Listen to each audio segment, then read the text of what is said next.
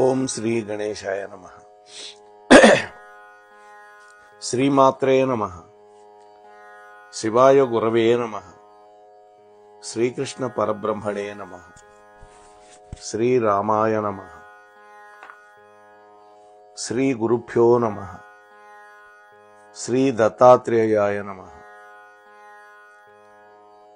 ఓం ద్రాం దత్తాత్రేయాయ నమః.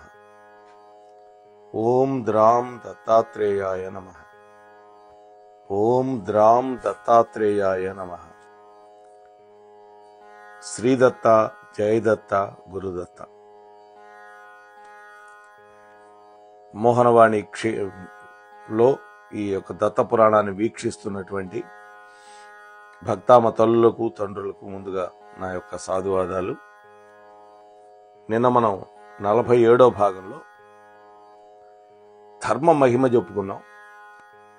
ఆ తర్వాత ఈ వికుండలుడి యొక్క పూర్వజన్మ వృత్తాంతాన్ని యమదూత చెబుతూ ఉన్నాడు. ఆ ఘట్టం మనం చెప్పుకుంటున్నాం. అది వాళ్ళ 48వ భాగంలో కొనసాగిద్దాం. అంటే ఒకరోజు ఈ వికుండలుడు గత జన్మలో ఉన్నప్పుడు ఒక నలుగురు యోగులు అన్నదమ్ములు వీడింటికి భోజనానికి రావడం, వాళ్ళకి శాకపాకాలతో చక్కగా భోజనాలు పెట్టావు అని చెబుతున్నాడు. ఆ యతులు నలుగురు కూడా పరంజ్యోతి అయినటువంటి పరబ్రహ్మను ధ్యానం చేసుకుంటూ ఆ రోజు ఓ వికుండల నీ ఇంట్లోనే విశ్రాంతి తీసుకున్నారయ్యా అన్నాడు. ఇక మిగిలినటువంటి కథ, ఓ వైశ్యోత్తమ, ఆ యతీశ్వరుల యొక్క పాదోదకం నీ యొక్క పురాకృత పాప సంఘాలను పారద్రోలింది. అది అక్షయమైనటువంటి ఉదకం. సప్త జన్మలని పాపరహితంగా ప్రక్షాళన చేయగలిగినటువంటి శక్తి కలిగినటువంటి జలం, వాళ్ళ యొక్క పాదాలు కడిగినటువంటి నీళ్లు. ఇంకా ఆ పరమహంసలకి ఆతిథ్యం ఇచ్చినటువంటి పుణ్యఫలం ఎంతటిది అంటే 1000 సంవత్సరాలు చెప్పినా కూడా తరగనిది అన్నాడు. ఒక్కొక్కసారి మనం ఏం చెబుతుంటాం, 1000 పడగలు కలిగినటువంటి 2000 నాల్కలు కలిగినటువంటి ఆదిశేషుడు కూడా చెప్పలేడు అని అంటాం కదా. ఇక్కడేమంటున్నాడు, 1000 ఏళ్లు వరుసగా కూర్చొని చెప్పినా ఆ పుణ్యఫలం తరగదు అంటున్నాడు. ఈ చరాచర జగత్తులో సమస్త ప్రాణులు కూడా శ్రేష్టమైనవి. అయితే ఆ ప్రాణుల్లో మనస్సున్నటువంటి జీవులు ఇంకా శ్రేష్టం. అలాగే ఆ మనస్సు ఉన్నటువంటి జీవుల్లో మానవులు శ్రేష్ఠులు. అందుకనే జంతువునాం నరజన్మ ఉత్తమం అని కదా శాస్త్రం చెప్పింది. వాళ్లల్లో బ్రాహ్మణులు, ఆ బ్రాహ్మణుల్లో విద్వాంసులు, ఆ విద్వాంసుల్లో ధర్మ నిర్ణయం చేయగలిగినటువంటి మంచి జ్ఞానులు, వాళ్లల్లో కూడా స్వయంగా తాము ధర్మాచరణం చేసి తామే కర్తలుగా ఉండేవాళ్ళు. అటువంటి కర్తల్లో కూడా బ్రహ్మవేత్తలు ఉత్తమోత్తమైనటువంటి వాళ్ళు. ఆ బ్రహ్మవేత్తల కంటే ఉత్తములు, శ్రేష్ఠులు ఈ భూమి మీద ఉండరు. అలాగే గతంలో లేరు, భవిష్యత్తులో ఉండరు. అందువల్లనే ఆ బ్రహ్మవేత్తలు యావత్ జగత్తులో కూడా పూజనీయులు. వారి యొక్క సాంగత్యం సర్వ పాప వినాశకరం, సకల పుణ్యప్రదాయకం. అటువంటి యతి పుంగవులు, అంతటి బ్రహ్మవాదులు నీ ఇంట్లో సత్కారాలు పొందారు, ఆతిథ్యం స్వీకరించారు. ఒకరోజు నీ ఇంట్లో విశ్రాంతి తీసుకున్నారు. ఓ వికుండల,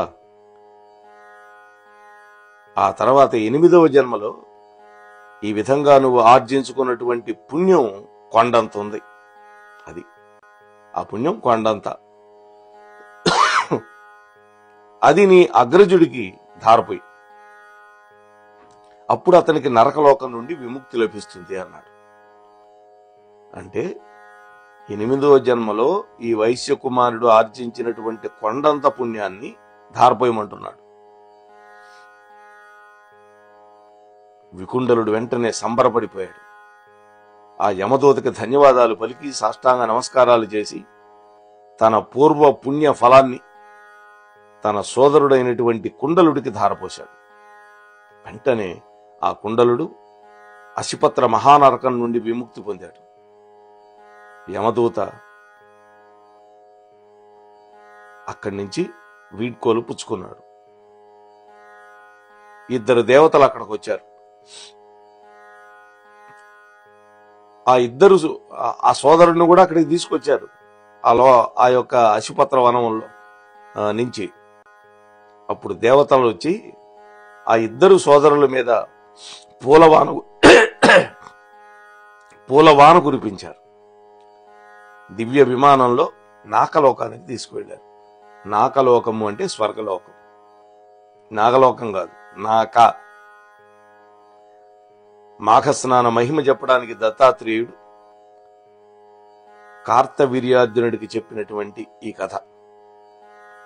ఇటువంటి ఈ గొప్ప కథని చదివిన వాళ్ళు, విన్నవాళ్ళు 1000 గోవుల్ని గొప్ప బ్రాహ్మణులకు దానం చేసినటువంటి ఫలితం పొందుతారని ఫలశ్రుతి కూడా చెప్పాడు. ఓ దత్తగురుత్తమ, మాఘస్నానానికి ఇంతటి అద్భుత శక్తి ఎట్లా వచ్చింది? వెంటనే అడగాలిగా. అడుగుతున్నాడు. మన తరఫున కార్తవీర్యార్జునుడు అడుగుతున్నాడు. ఒక్కసారి మాఘస్నానం చేస్తేనే గత జన్మల పాపాలు తొలగిపోవటం, మరొక్కసారి స్నానం చేస్తే స్వర్గాది లోకాలు స్వాధీనం కావటం నాకు పరమాశ్చర్యంగా ఉంది.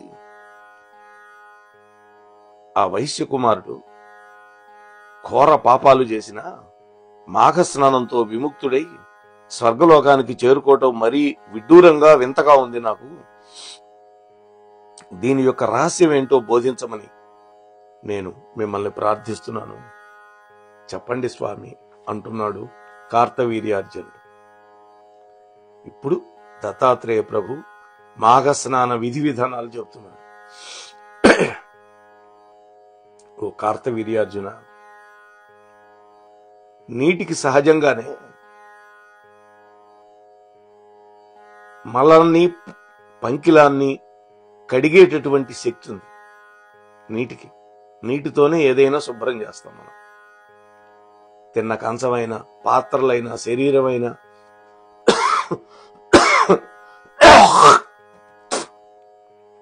ఏది శుభ్రం చేయాలన్నా జలం కావాలి. అందుకని స్వయంగా నీళ్లు నిర్మలమైనవి. స్నానం చేస్తూ ఉంటే ప్రాణానికి హాయిగా ఉంటుంది.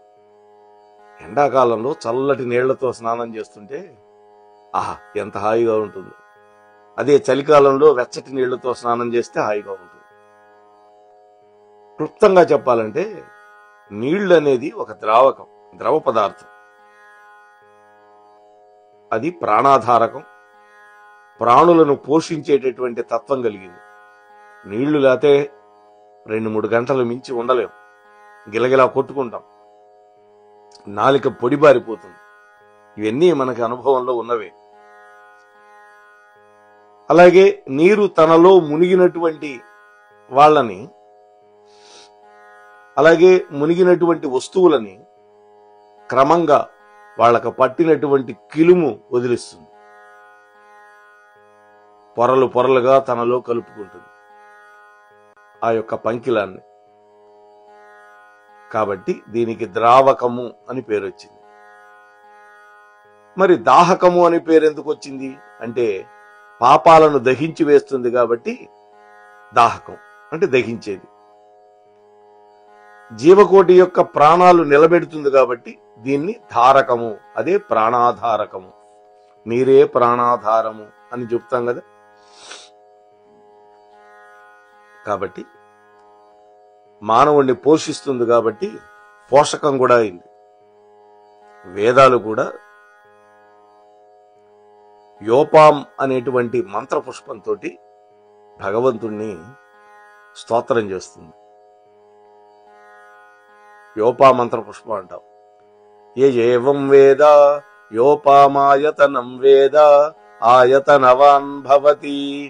యో అగ్నిర్వామప ఆప అప ఆయతనం ఆయతనవాన్ భవతి అని మనకి గుళ్ళల్లో వినిపిస్తూ ఉంటుంది. కాబట్టి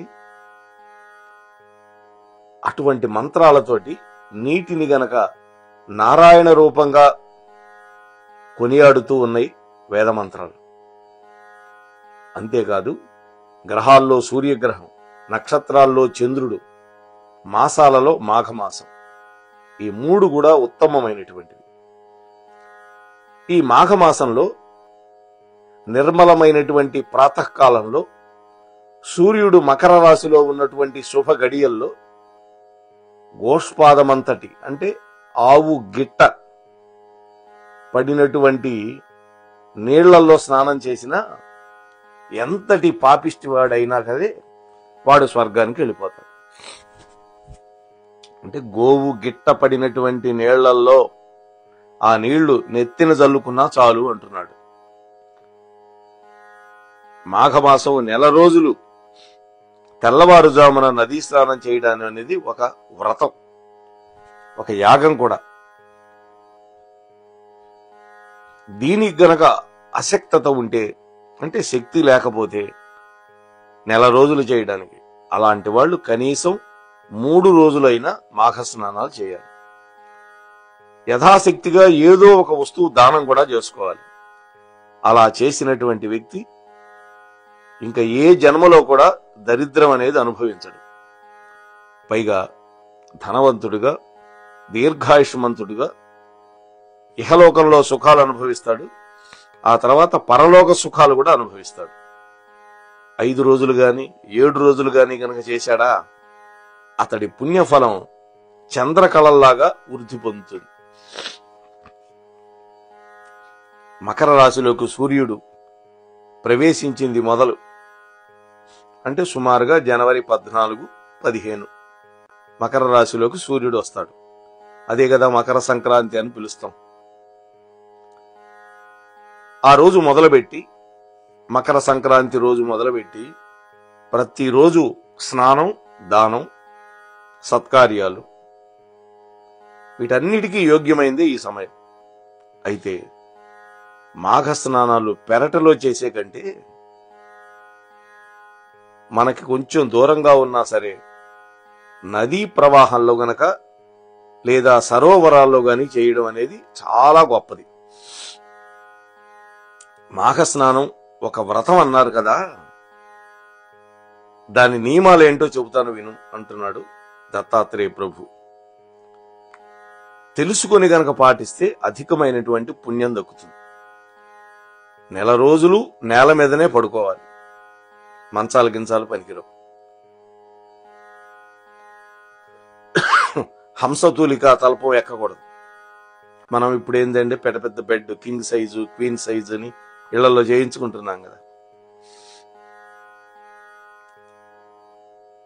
అలాగే నువ్వులు కలిసినటువంటి నెయ్యిలో కొంచెం నువ్వులు వేసి వాటితో హోమకార్యాలు చేయాలి. సనాతనుడైనటువంటి వాసుదేవుణ్ణి 3 పూటలా అర్చన చేయాలి. అలాగే ఆ కేశవార్పణగా అఖండమైనటువంటి దీపారాధన వెలిగించాలి. నెల రోజులు అది కొండెక్కకుండా చూసుకుంటూ ఉండాలి. అంటే మన వ్రతం ముగిసేదాకా దీపం మాత్రం కొండెక్కకూడదు, అంటే ఆరిపోకుండా చూసుకోవాలి.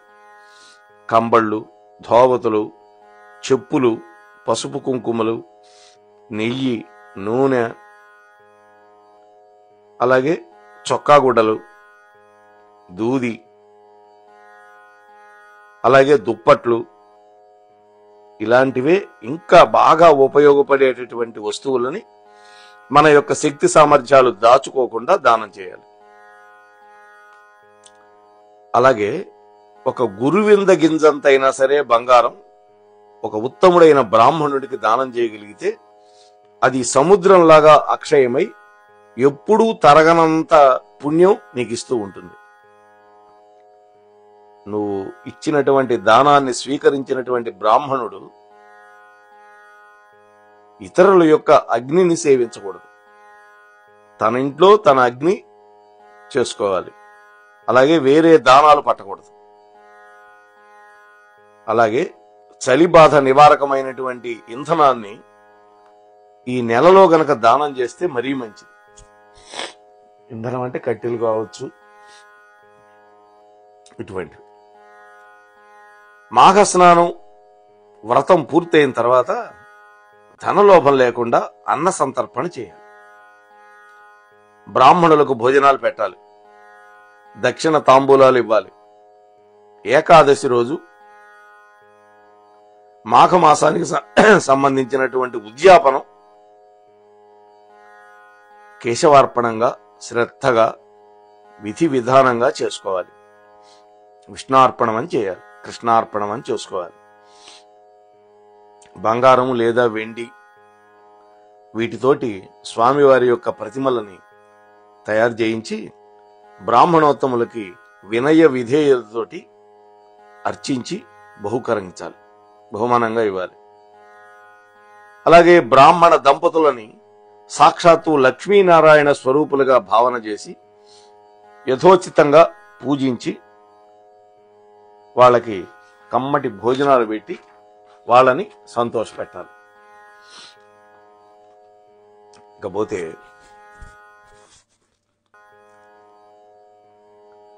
మకరాస్తే రవౌ మాఖే గోవిందాచ్యుత మాధవ స్నానేన స్నానేనానేన దేవేశ యథోక్త ఫలభోగవః. ఈ శ్లోకాన్ని మనస్సులో జపం చేసుకుంటూ మౌనంగా స్నానం చేయాలి. ఇంతకీ సారాంశం ఏంటంటే, దిక్కులు చూస్తూ మనస్సు చెదరగొట్టుకోకుండా మనస్సులో కేశవనామాలను జపించుకుంటూ స్నానం చేయాలి. 24 ఉంటాయి కేశవనామాలు, అవి జపించుకుంటూ స్నానం చేయాలి. ఈ స్నానంతో రావలసినటువంటి పుణ్యాన్ని నాకు దక్కించు అని కోరుకోవాలి, అని ప్రార్థిస్తూ స్నానం చేయాలి. చేసిన తర్వాత కూడా కేశవనామాలే జపిస్తూ ఇంటికి వెళ్ళాలి. స్నానం పూర్తయిన తర్వాత కూడా ఆ కేశవనామాలు మనస్సులో జపించుకుంటూ ఇంటికి చేరుకోవాలి. యథావిధిగా అర్చనలు, పూజలు, దానాలు చేయాలి.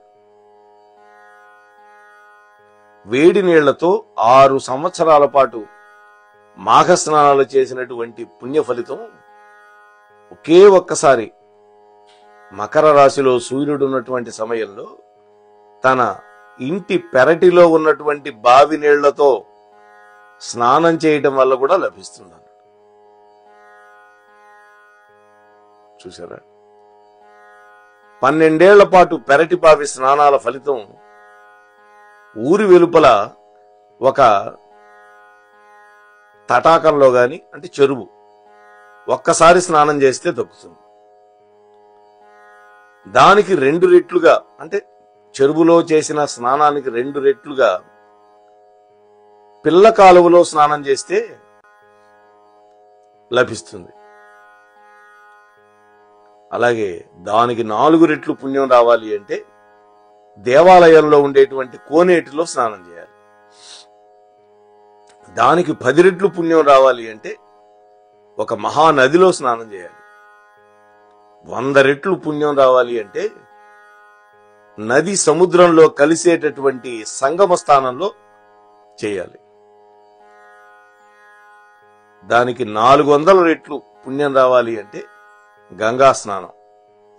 దానికి 1000 రెట్లు పుణ్యఫలం లభిస్తుంది ఈ గంగా నదిలో స్నానాలు చేయటం వల్ల. అలాగే గంగా నదిలో మకర మాసంలో మాఘ స్నానం గనక చేస్తే ఆ పుణ్యాత్ములు 4 యుగాల సహస్రాలు, అంటే 43,20,000 ఇంటూ 1000 ఎన్ని సంవత్సరాలు, అన్ని సంవత్సరాలు దేవలోకంలో ఉండి సర్వభోగాలు అనుభవిస్తారు. ప్రతిరోజు 1000 బంగారపు కాసులు, దాన్ని బంగారపు నిష్కము అంటారు. ఒక నిష్కం అంటే 12 గ్రాములు ఉండాలి ఇప్పుడు లెక్కలో. లేదా 1000 గిత్తలని, అంటే గిత్తలు అంటే ఎద్దులు, కోడెదోళ్ళు. లేదా 10,000 కపిల గోవులు దానం చేస్తే ఎంత పుణ్యఫలం వస్తుందో అంతటి పుణ్యఫలం గంగలో గాని, గంగా యమున ఈ రెండింటి సంగమంలో చేస్తే ఒకే ఒక్క మాఘస్నానంతో మనకి దొరుకుతుంది. గంగా యమున ఈ 2 నదులు కలిసే చోట. ఇక ప్రయాగ మహిమ చెబుతున్నాడు. ఇప్పుడు ప్రయాగరాజ్ అని పిలుస్తున్నారు. మేము కాశీ క్షేత్రానికి వెళ్ళినప్పుడు వెళ్ళొచ్చాం ఈ ప్రయాగ. ఓ కార్తవీర్యార్జున, గంగా యమున సంగమ స్థలాన్ని ప్రయాగ అంటారు. గంగా యమున, సరస్వతి కూడా కలుస్తుంది, కాకపోతే అంతర్వాహినిగా ఉంటుంది అక్కడ. సరస్వతి నదిని ప్రత్యక్షంగా చూడాలి అంటే బద్రీనాథ్ దగ్గర ఉన్న మానాకి వెళ్ళాలి. ఇటీవల సెప్టెంబర్లో వెళ్ళి చూసొచ్చాం. అయితే స్నానం చేయటం సాధ్యం కాదు. అక్కడ నీళ్లు చల్లగా ఉంటాయి, అందులో ఉత్తుంగ తరంగాలతోటి ప్రవహిస్తూ ఉంటాయి. అంత తేలిక కాదు, చాలా రిస్క్ పని అది. అందుకని అక్కడ జలం దొరుకుతుంది, దాన్ని నెత్తిన చల్లుకొని స్నానం చేసినటువంటి ఫలితాన్ని పొందటమే, అంతకంటే మార్గం లేదు అక్కడ. ఈ సంగమ స్థానం ఏదైతే ఉందో దీన్ని పూర్వం అలహాబాద్ అనేవాళ్ళు, ఇప్పుడు ప్రయాగ అంటే ప్రకృష్టమైనటువంటి యాగాలు జరిగినటువంటి ప్రదేశం కాబట్టి దానికి ప్రయాగ అని పేరు వచ్చింది. ఇది మహాపాప సమూహాలకి దహనం చేయగలిగినటువంటి ఒక వాటికగా పనిచేస్తుంది. మరి ఇంకా ప్రయాగ మహిమ చాలా చాలా ఉన్నది. మనకి ఈ రోజున మనం నిర్దేశించుకున్నటువంటి సమయం పూర్తయింది కాబట్టి రేపటి రోజు ఈ ప్రయాగ క్షేత్రం యొక్క గంగా యమునల యొక్క సంగమ ప్రదేశంలో ఏమి చేయాలి, ఎలా చేయాలి, ఈ విషయాలన్నీ కూడా మనం ముచ్చటించుకునే ప్రయత్నం చేద్దాం. అంతవరకు మీరు వింటూ ఉండండి దత్త చరిత్రని, మీ మిత్రులకి బంధువులకి వినిపిస్తూ ఉండండి. తప్పనిసరిగా అందరూ లింకును ఓపెన్ చేయండి. చాలా మంది ఓపెన్ చేయటంలా. అలా ఓపెన్ చేసి కనీసం వింటూ ఉంటే వ్యూయర్స్ యొక్క సంఖ్య పెరుగుతుంది, ఛానల్ పెట్టినటువంటి వాళ్ళకి ఇబ్బంది లేకుండా ఉంటుంది అని మీకు మరొకసారి మనవి చేసుకుంటూ మీ దగ్గర సెలవు తీసుకునే మీ ధర్మవరపు వెంకటరమణ. స్వస్తి. ఇంతవరకు మన ఛానల్కి ఎవరైనా సబ్స్క్రైబ్ చేసుకోకపోతే ఇప్పుడే ఈ క్షణమే సబ్స్క్రైబ్ చేసుకుని ఆ పక్క నుండి బెల్ బటన్ మ్రోగించి మమ్మల్ని ప్రోత్సహిస్తారని మనస్ఫూర్తిగా కోరుకుంటూ, సర్వే జనా సుఖినో భవంతు, లోకా సమస్త సుఖినో భవంతు. ధన్యవాదాలు. స్వస్తి.